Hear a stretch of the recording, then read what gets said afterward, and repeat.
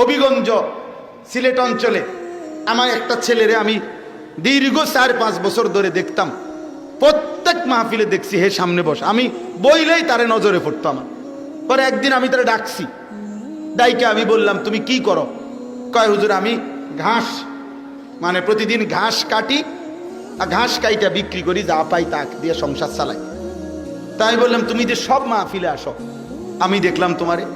কয় হুজুরে যখনই আমনের কোনো পোস্টার দেখি, কয় আমি তখন এই ঘাস কাটার টাকার থেকে একটু একটু টাকা জমাই, কয়টা টাকা জমাইয়া গাড়ি ভাড়া মিলাইয়া রাখি, আমনের ওয়াজ শুনতে যাম।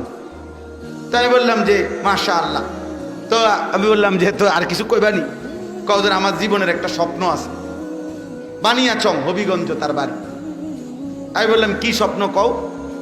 আমি 10 টাকা 50 টাকা করে জমাইতেছি, আল্লাহ যদি আমারে কোনোদিন তৌফিক দেয় আমি আমনেরে আমগা এলাকায় দাওয়াত দিয়ে নিমু, ওয়াজ করাম।